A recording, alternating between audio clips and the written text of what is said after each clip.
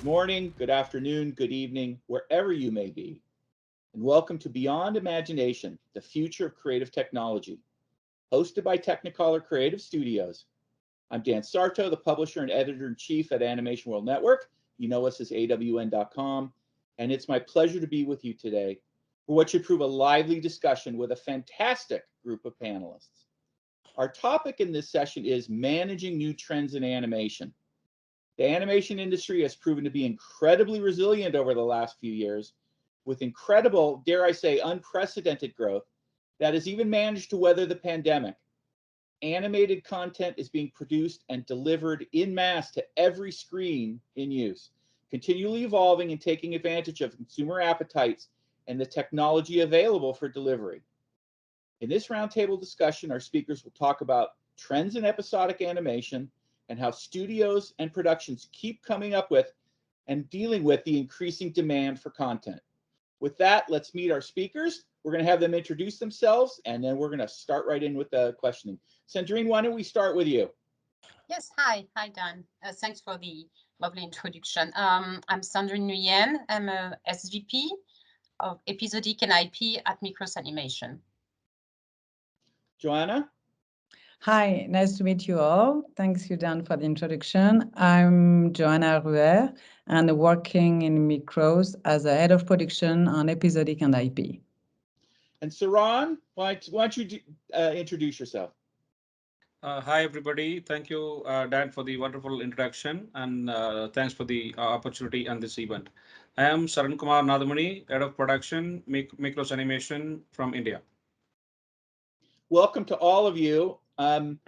We're going to just jump right into this. We've got a lot of ground to cover, and hopefully we'll cover as much as we can. Sandrine, we're going to start with you. We're experiencing an unprecedented explosion in the quantity and quality of animated content that's being produced. From your perspective, where do you see the most activity in the animation space? What types of animation do you see getting the most attention, and why? Well, I would say that, with the streamers, it's true that the demand has been increasing in a crazy way. It's exploding. I think there is, the demand is coming from everywhere. As you know, Mikros is based, in Canada, France, India, and we have a demand everywhere. I think it's not specifically in one type of animation, even though we see that there is a big demand in CG animation.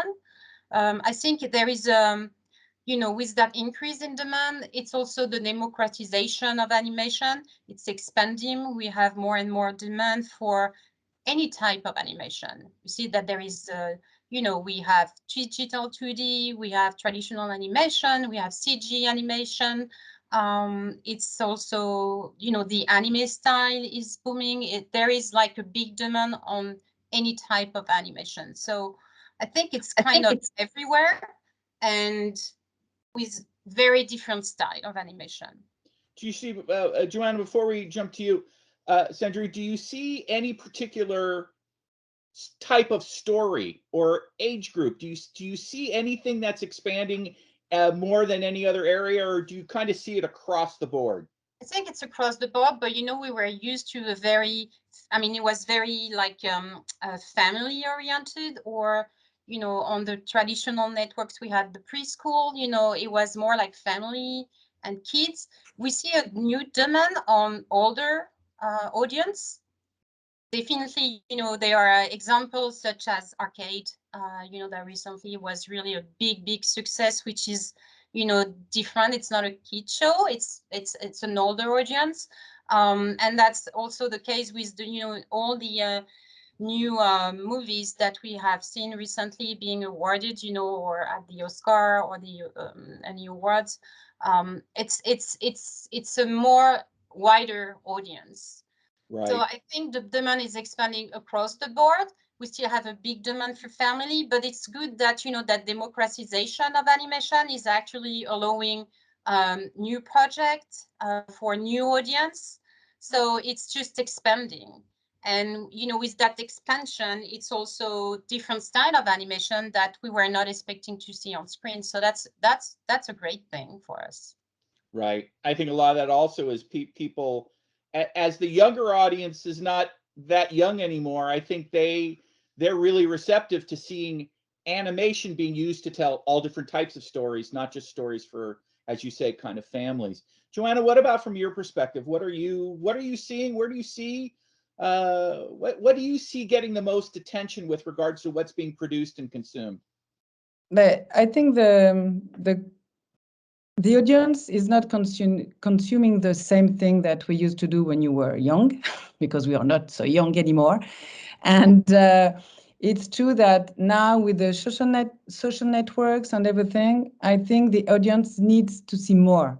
They want to have a lot of choices. They need to see a lot of things. And it's true that with the coming of the streamers, and we have the broadcasters, we have the streamers. So now we have a lot of platforms when the kids they can zap and they need to see a lot of things. We can share with them, and it's not only the kids, that's not been explained, it's more a global audience now.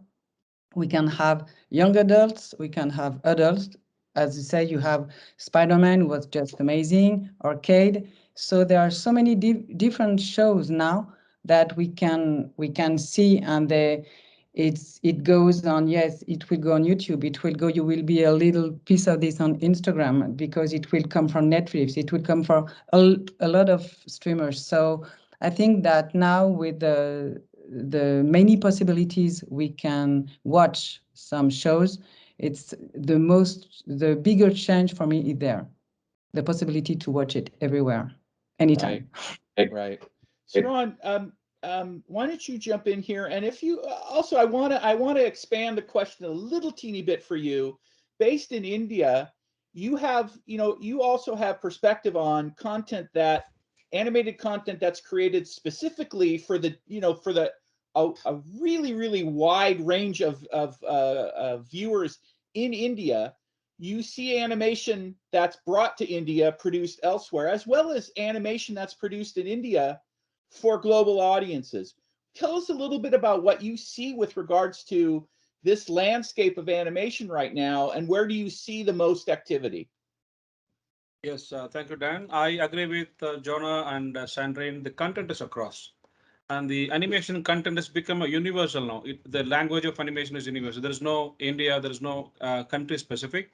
The characters have become very famous. I remember a laptop advertisement a long time back. It was in India, maybe it was globally broadcasted. It was a laptop advertisement, but they say computer has become personal again. So like that, the content has become personal again. I can start from my home.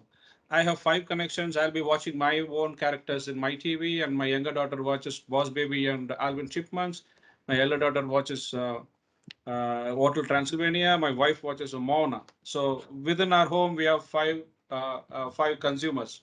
So exponentially, just expand this number into across India, it is going to be bigger. So the explode is good, and the contents are good. Audience are going to be more and more bigger and bigger. So all contents are important. All contents are watched. So that's my view. Do you see along those lines, Saran, do you still see a lot of content being produced that in theory you all would be watching maybe together at the same time, or do you see it more being specialized for more different kind of niche audiences, so to speak? Yeah, the best example is Hotel Transylvania. Our entire family is a fan of that content. Okay, and Boss Baby, my younger daughter, 9 years old daughter, and I watch sometime. But there are common contents. Entire family sit and watch, and there are age specific content, and younger ones watch, and teenage content, teenage kids watch. So every content is possible.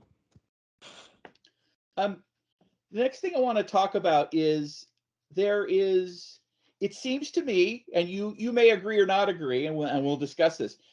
It seems to me that in the last handful of years, there has been a tremendous increase in the number of episodic projects that are derived from feature film IP, feature film stories. So and they're not sequels. Sometimes they're reboots, sometimes they're we consider them spin-offs. There's also if you really want to dig into it, some animated series are going to live action. Live action is going animated. There's this incredible melange, so to speak. We've got generations of characters that generations of people have enjoyed. Mickey Mouse, SpongeBob, Kung Fu Panda, the Smurfs. Often they're adapted from books, from comics, from other mediums. As a studio that has worked on countless seasons of so many of these types of shows, how has development and production on these series changed over the last 10 years, both your production of them and just the nature of those shows and the volume of those shows? Saran, why don't we start with you? What are you seeing? Okay, good question. I love all those characters what you mentioned. Okay, maybe your question start if we see that all the characters started traditionally from 2D to 3D. So from technology point of view, already the evolution is done and completed. Right now, Mickey Mouse or Kung Fu Panda, everything is upgraded. Maybe if there is no fur, they're adding the fur. So technology takes a big role here to enhance the quality of the characters. Okay, and all these franchises are already established once internationally. So that is why they're getting into eye-catchy zone, and it's easy to launch this character in the project and develop it along with the production. And production, I don't say it is the impact of the challenge. It is evolution again. Okay, on all these years with all the evolution process and thought process, no, we have also come up with a lot of templates in place.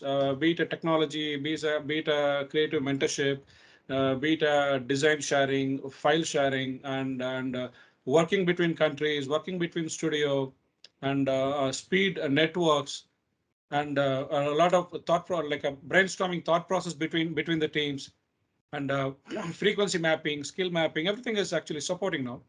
So over the last 10 years, the development is, according to me, I'm super positive. It is going to be successful. Joanna, what about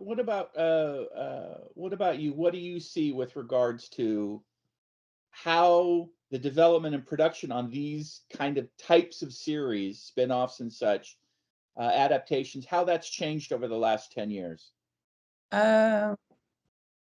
Sometimes we used to work on, for example, on one project, maybe it could be 26 episodes. After that, it could be 52 episodes. So you have your season 1. But we didn't say 10 years ago, it was not season 1. It was, okay, we are doing a show. It will be 52 episodes, sorry. And now it's more, okay, we are going to work on directly 2 seasons, because a lot of people are involved in this production. We can have toy master, we can have books, editors. So it depends on, for them, we need to work on longer period, and they need more materials to sell toys, to sell books and everything. So we need to install a production, and after that, just to be sure that we can sell. You can see now 10 years ago, we didn't have so many toys of this show and this show.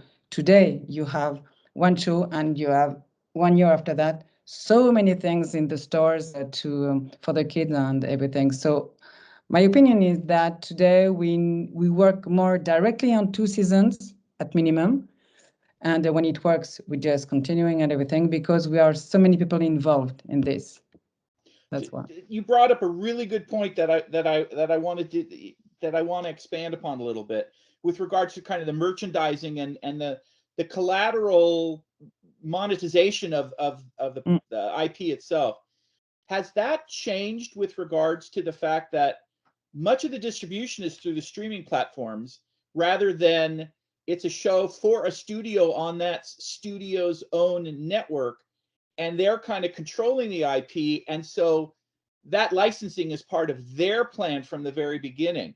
Do you see that kind of 2 different camps where maybe the streamers that's not their concern with regards to how many shows they'll green light and how many seasons?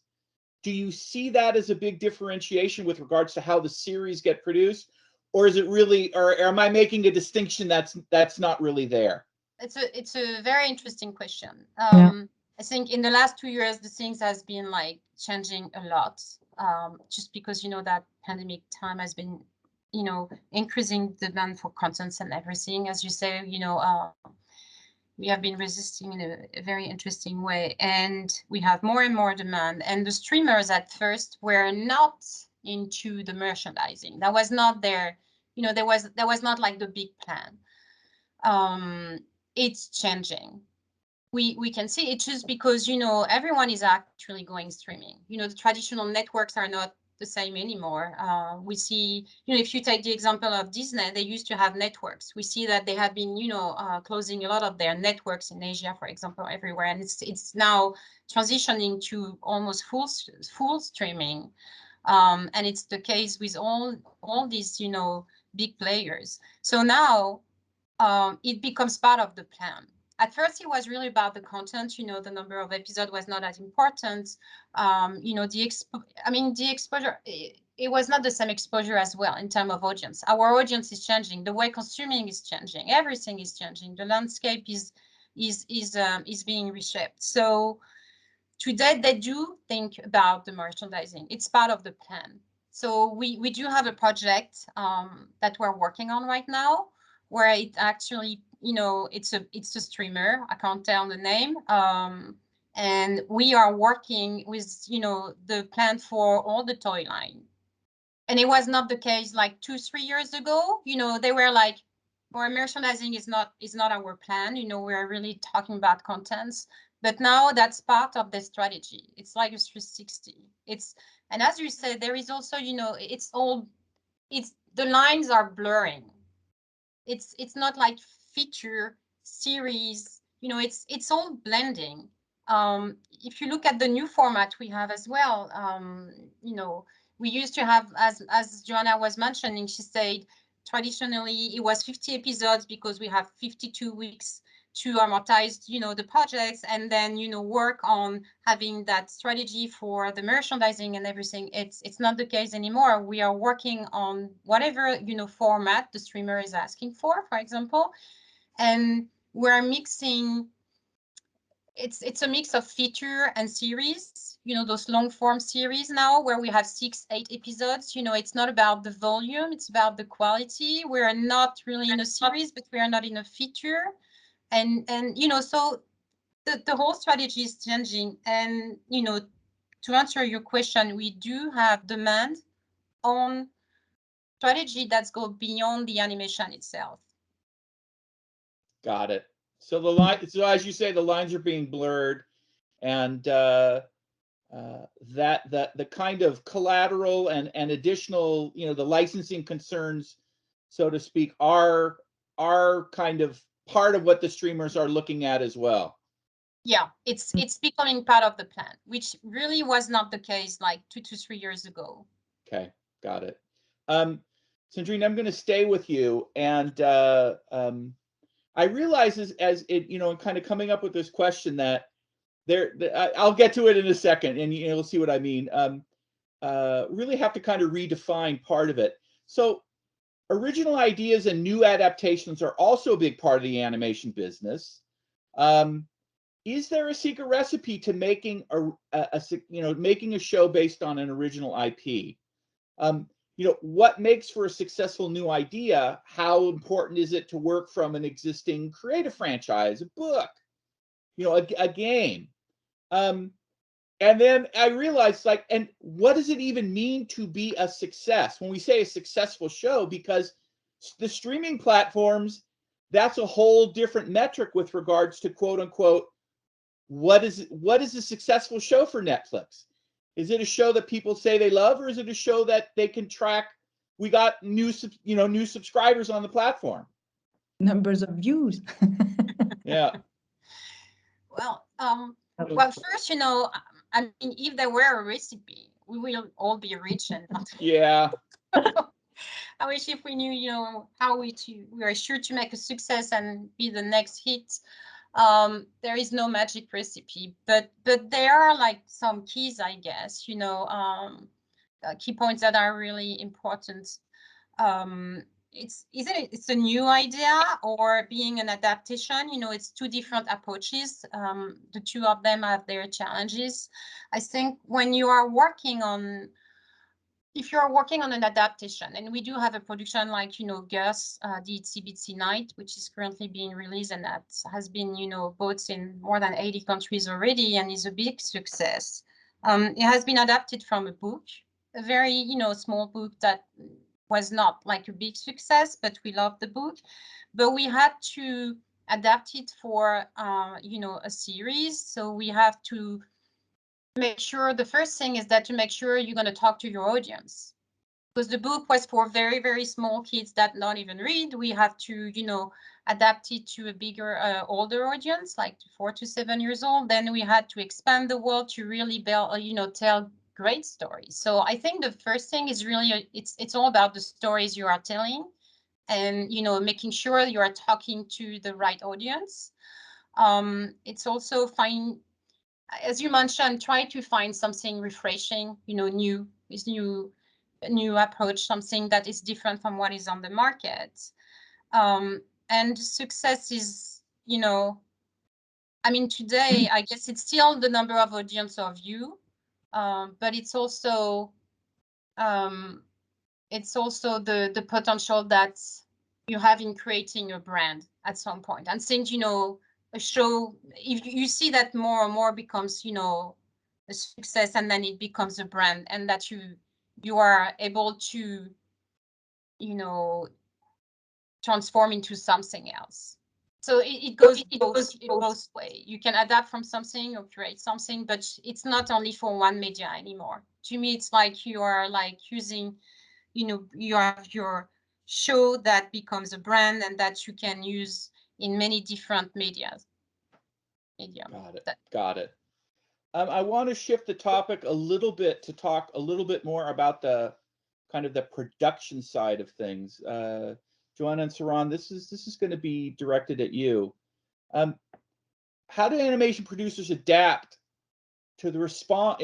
How do you guys adapt and respond to studio demands for bringing a lot of, they're looking at the success of a lot of shows that are using some new innovative visual designs. How do you respond to those, the demands from the producers and the studios in terms of the new types of stories they want to tell that require new types of designs, schedules, and budgets? You're from managing the resource standpoint.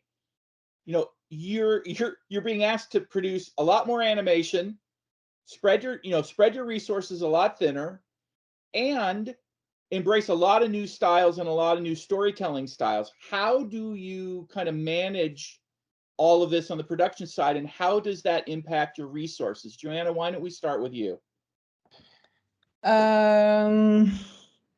It's a big impact, you're right. And we are still looking for new resources. It's true that the market has changed, and as we don't have the same market that we used to have, we don't have the same number of episodes, so we don't have the same budget now. As Sandrine explained, it's new. It's an in-between episodic and features made a long-form series, so the quality is higher.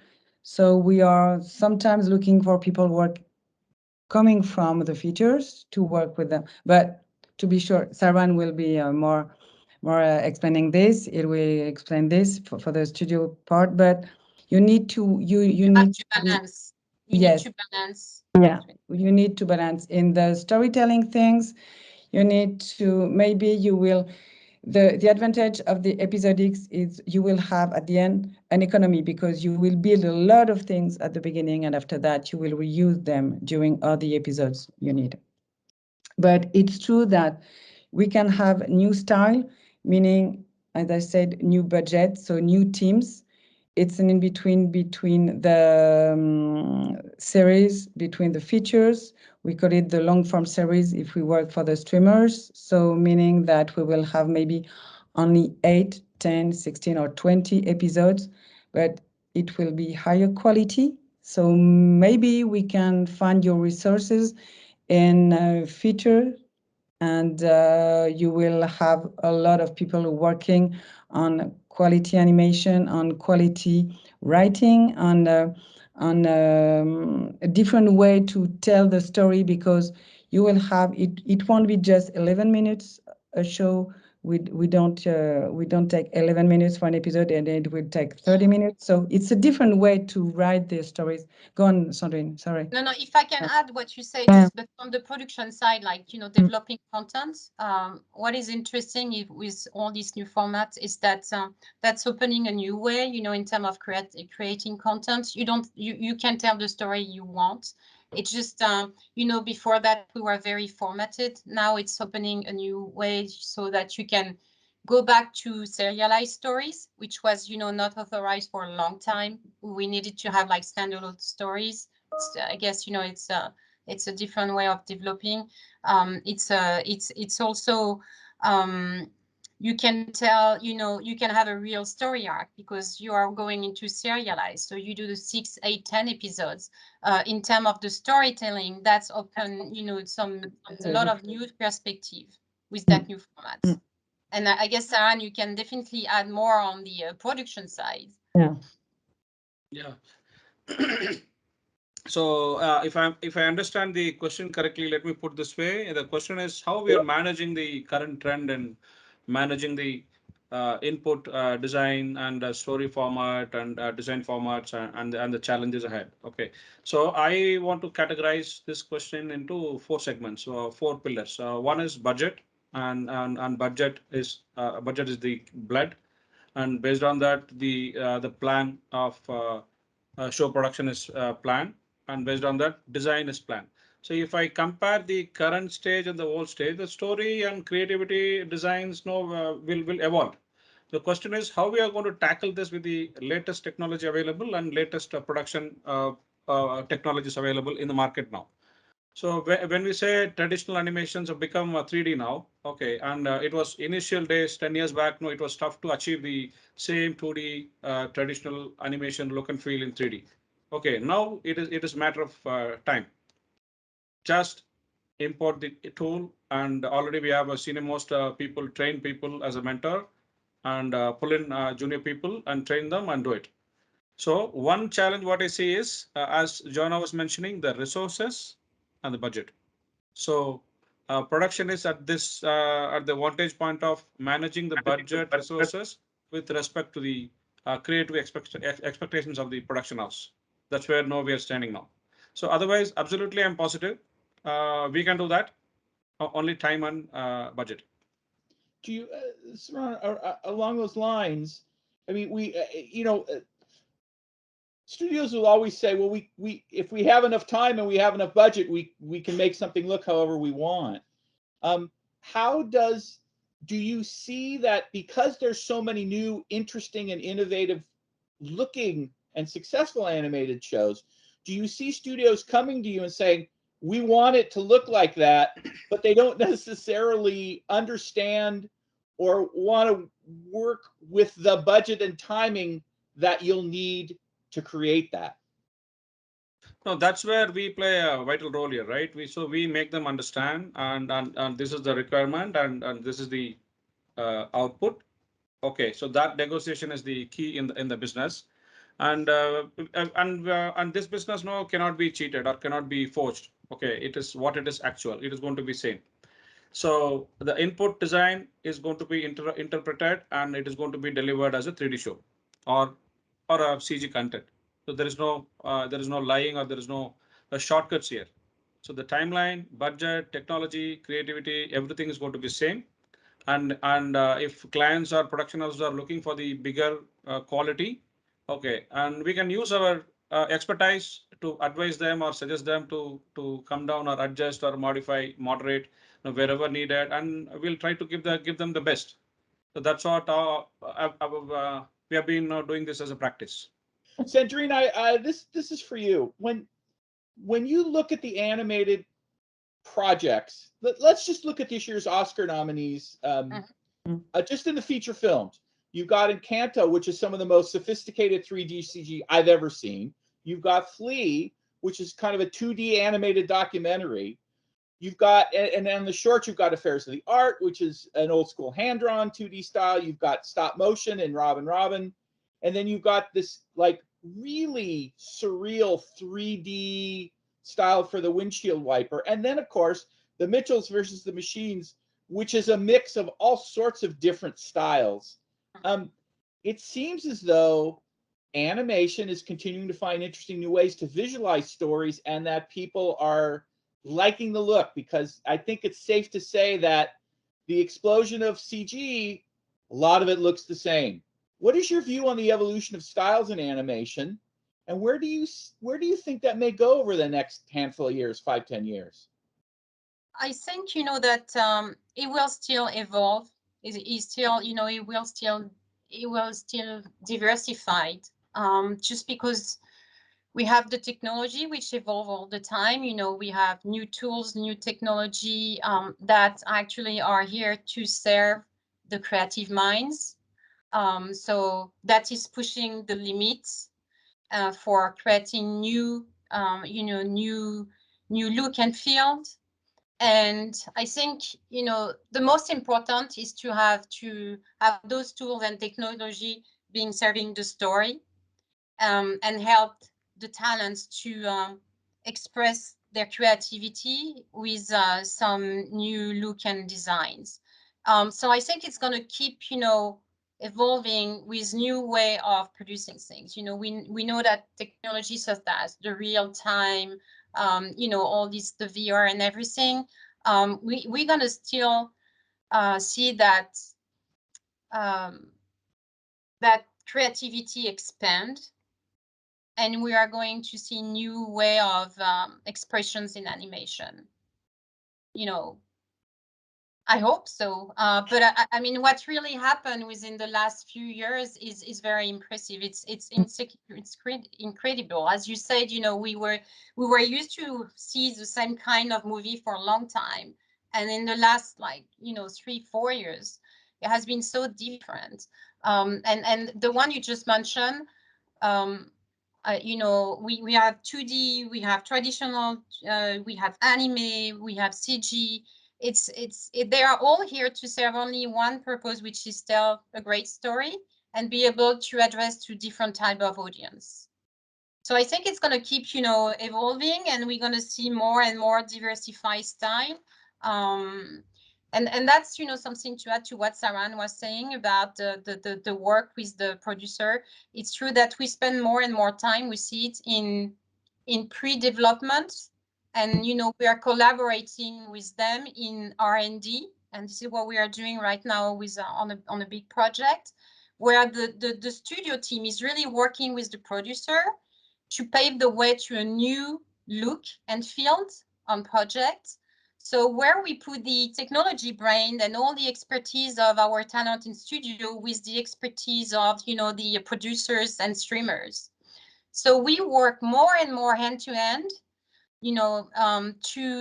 to find new look. It's very interesting to see what's not the same in the past, where we are more and more involved in advance of the project to find those new looks and field. So that's very, very interesting, and it's challenging, but it's very exciting at the same time. And we put more and more R&D people to find those new way of producing CG and animation in general. It's not only CG, by the way. And bigger collaboration, I think, between the studio and the producers. Yeah. That leads right into my next question, Sandrine. I'm going to stay with you.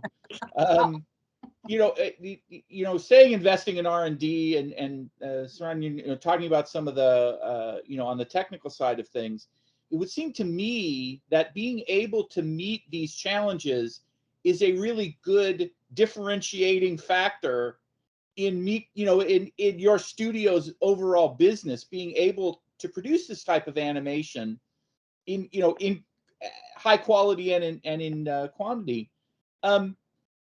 In the changes that you've been talking about with regards to, a decrease in number of episodes and the increase in serialized animation and kind of an increase, bringing almost the feature film quality level to the episodic, certainly outside of the United States, the history of series and episodic production, and a lot of the features as well, as international co-productions, and with groups of companies kind of cobbling together a production, cobbling together financing, and then the animation is produced. Various parts of the production are produced at different studios in different countries. Mm-hmm.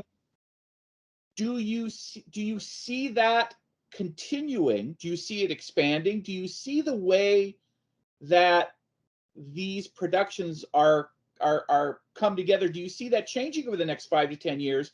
And I'll add to that question that we're also seeing more and more the bigger studios that used to handle everything in-house, they're working with a lot of folks like you guys on their animated feature and episodic production. So starting with you, Sandrine, where do you see that area of the business going in the next 5 to 10 years, and how consequently is that going to impact your own operations, finding talent, helping to develop projects, and potentially helping secure financing? Yeah, well, that's definitely going to keep going and increase, I think, just because there is more demand for collaboration. The demand is really, I mean, the growth is so important. There is more and more demand. There is more and more content. The market is also concentrating. So we have like key players with a lot of demand who are asking to work with them and collaborate. And of course, the co-production is one way of doing things. As you know, we are in countries like, if we take the example of France and Canada, where we have tax incentive, we can bring a lot of financing on the table, and help to support the production in different way. In a real co-production, we qualify for the content. So that's we are actually co-producing at a very early stage where we are developing really the content. So that goes from the idea, the script writing, and all the pre-production. So we can, be a partner at that stage. And in that case, that's really a co-production that starts on day one. Otherwise, we also are able to provide the tax credits through the different system in Canada and France. And we see that we are attracting more and more, production because of that. It's when you have a tax rebate of 30 to 40%, that's counts a lot on your production. So, so it's definitely going to keep going. Co-production is also interesting way for all these new, players. It's that they are trying to do as much as they can internally, but as you said, the pool of talent is tight everywhere. I mean, we are like, it's in every single country. We are all fighting to find the talent, retain the talent, hire the people. So, and the schools, I mean, like France, we do have a lot of school, like in the States, for animation, but even school are not able to provide enough, students every year. It's the shortage is really big. So we are all in some way getting together, like, those big players are coming to us to say, hey, can you, help us and support us in the development in this? Can you bring your talent? So this is why I say, and then that becomes a real co-production or collaboration, which used to be closer than what it used to be in the past. It's a different approach, I guess. Just because we need to join our forces, and strengths to be able to move forward on the project. Right. Joanna, what do you say on this? No, yes, it's true that I just cannot tell you what we're going to be in 5 or 10 years, to be very honest, but I can be sure that we will still have a lot of things, and I think we will be more and more international. We are already a lot of co-production, international co-production and collaboration, but it's true that since the last year, and I think it will be, and I hope it will be more like this, it will be more collaborative, a huge partnership between producer, between streamers, broadcaster, studios, because as Sandrine explained, the good thing in this kind of collaboration is to put things on a R&D stage, and just to be sure that it will be easier to produce after that. So I think with this kind of budget and international collaboration with tax credit and everything, we can develop more and more this kind of thing. So Ron, what about from your perspective? Do you see these, international collaborations, cooperations, co-productions, different ways that you're working with studios. Do you see this kind of increasing or consolidating in the next handful of years? And how is that impacting the search for talent, the development of talent, and kind of the development and use of technology in the production of what you get involved with? Yeah, I see that. I see this in this way. I don't say international collaboration is different from consolidating. So, for example, now Technicolor is a conglomerate and consolidating all the creative business into one umbrella. And because this implies to use our staffing internationally for a common profit. If it is a small player, it wouldn't have been possible. Okay, so this business is consolidating and it is benefiting for us. So when you say funding is the byproduct. If you put all the planning and requirements, business and financing, everything in one blueprint, the funding will automatically flow in. So being a big player in the industry for Mikros animation or a Technicolor, it shouldn't be a challenge for us. And this applies for any big player. Yeah, I mean, you're right, Saran. It's I mean, when you say, Dan, the collaboration, international collaboration, we are already an international studio. We collaborate with everyone. We have one studio in 3-4 locations. I could also add UK. And that's one studio. And it's true that on the projects we are working on right now, they are split among all our locations. We just bring the best people, the best people, the best price for our clients. We try to play with all those locations and, colleagues all around the world to bring the best to the project. So it's really about being one studio, but we're definitely, there is no boundaries anymore. But how does that, I remember it wasn't even that long ago where you would talk to producers, especially at the studios. So where's the animation? And you talk about the pre-production and everything. So where's the animation produced? Well, it's shipped off to a studio in Korea, for example. Yeah. The way that you are working with your clients is completely different. So kind of the follow-up to this question is, how you guys you're operating in multiple countries, taking advantage of a lot of different types of financial incentives that can be not passed on, but can benefit the production. How is this? How do you see your business continuing to grow and change with regards to what you offer to the clients, and how close that collaboration is with regards to your role in the production? Well, that's, I think it's, we see that concentration and how that will evolve. I don't know, Saran, how you want to answer that, or, I mean, I have an answer. Let me see if that may be applicable here. No, in the previous years, no, we did work with one Taiwanese company. And if you say the culture, language was definitely different, but we successfully completed the project. As I started with my first answer, animation has become a universal language. So it has become easy for us to communicate in the same language. If storyboard is worldwide, it is storyboard. Animatics, audio, posting, everywhere, it is the same language. Okay, maybe the nuances we need to understand and know we need to work with them and get the work done. It's as simple as that. I see this way. Otherwise, as I said, the funding and everything is definitely managed by the central team, because now we are like all over the world, multi-city, multi-country company, and definitely the cross-charging mechanism is helping us in terms of managing the finance and funding and business development. And we have plenty of segments. The teams are segmented: production, creative, business development, finance, and marketing. So everybody does their job, and the connecting is become easy. Yeah, but in some way with the clients, we are becoming part of the clients. Some clients are like, you used to be that a work for hire, that what we were, like, you're a work for hire to execute something. It's, again, we're in a blurry area. We are more than a pure work for hire. We are asked to be part of this at a much earlier stage. It could be financing. It's part of the creativity. It's part of the financing. So again, it's not, that you're a producer, you are the work for hire, you execute the work. That's changing. Yeah. Again, it comes back to the collaboration. Yeah, and to find a good balance between, okay, you have this like budget, you have this story, but you have too many characters, too many things. We need just to find a good balance between everyone. And this is a good collaboration and partnership between producers, studio, and not only a work for hire. Yeah.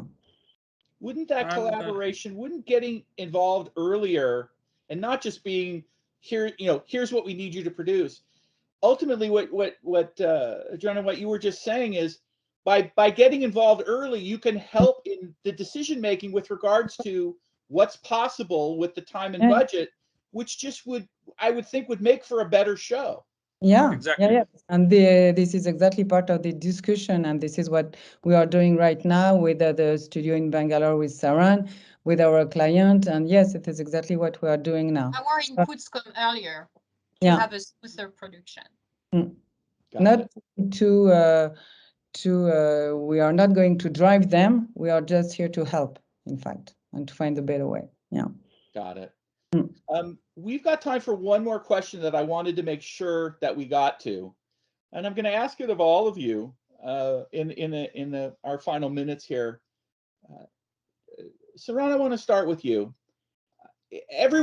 Each of you in our discussion today has mentioned more than once how there's shortage of talent and how it's difficult to find, and the challenge of finding, retaining, and providing a good environment for the talent that ultimately is that's what your product is. That's what you're selling as a studio, is your talent.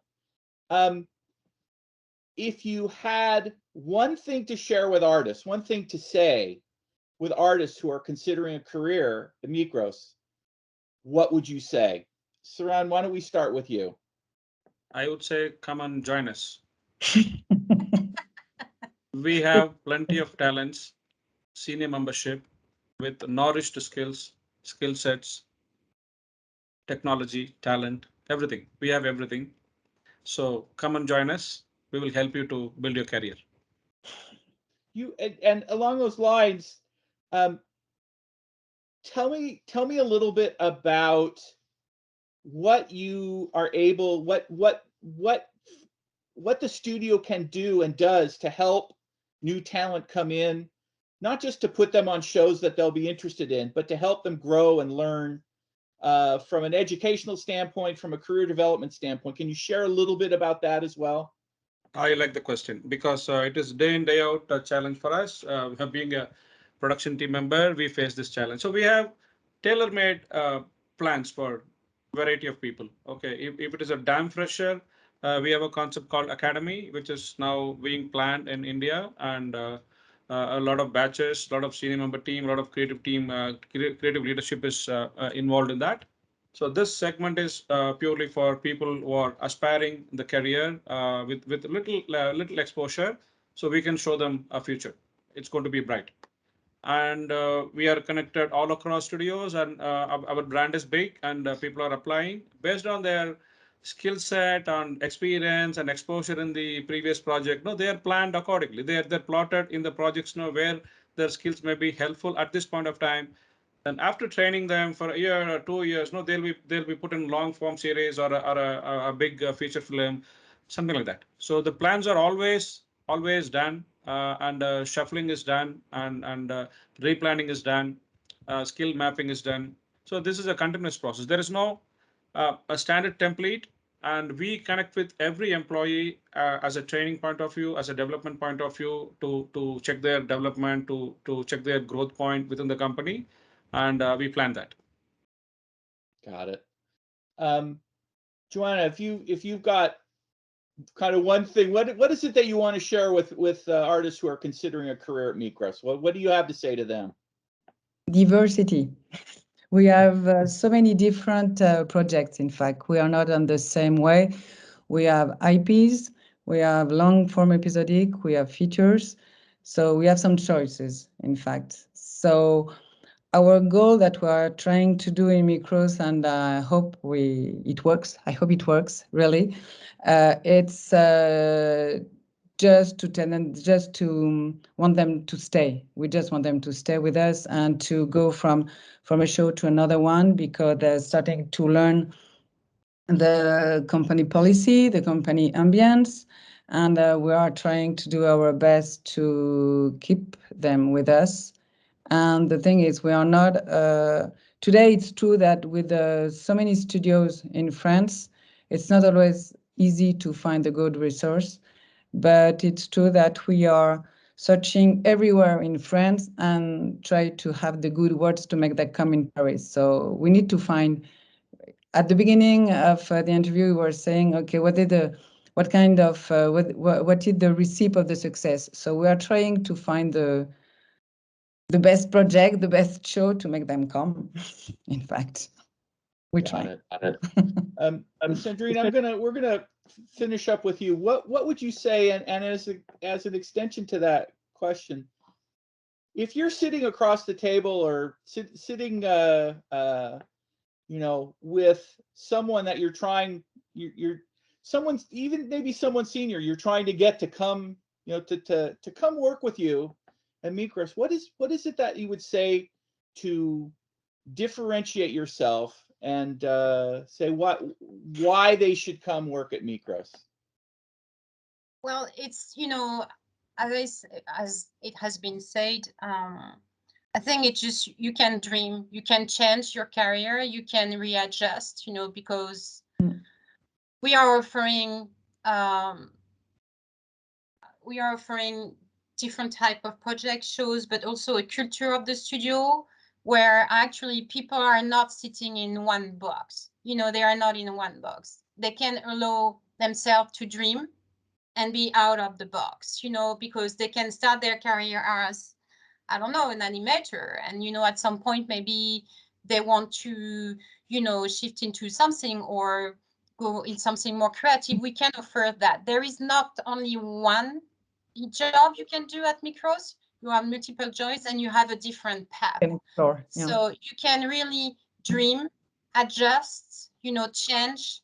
It just think big, and I think we can offer, a lot of projects and opportunities to have a great career in animation. I think it's just don't stay in one box. You can dream big. I like to dream big. Well, Sky is the limit, I would like to add one point, and we do have a shifting policy. People can go to any city or any country where Technicolor and Mikros animation is within our divisions. People can choose to work with. So that flexibility, I don't think so. Any of the big conglomerate which deals with entertainment business, I think they don't do. So we do that. Well, you have a sprawling, growing organization and operation, and you guys are working on so many different types of projects across the board that it just seems to me, as as an observer, that for someone looking for the opportunities to do something different, there's a lot of places they could end up and a lot of places they then could go within the company. So I think you've done a good job of showing how diverse and how interesting the organization really is and the projects you're working on. We hope so. And I think with that, unfortunately I think we've come to the end of our allotted time. I could spend the rest of the day talking to you about this stuff. I find it that interesting, truly, always have. So Sandrine, Joanna, Saran, I want to thank you. I want to thank you for sharing your insights and your time with us, talking about animation, your thoughts about what's the great things the dynamic things that are going on in Mikros and what you think is going to be happening in the future. I'd also like to thank our host, Technicolor Creative Studios, for putting on this event. And of course, I want to thank everybody who's watching right now, all over the globe. Thank you for joining us. Enjoy the rest of your festival and have a great day, everyone. And thank you all again very much for being with us. Dan. Thank you, Thank you, Dan. everyone. Thank you, Sandrine. Thank you, Jonah. Thank you, Sarah and Joanna.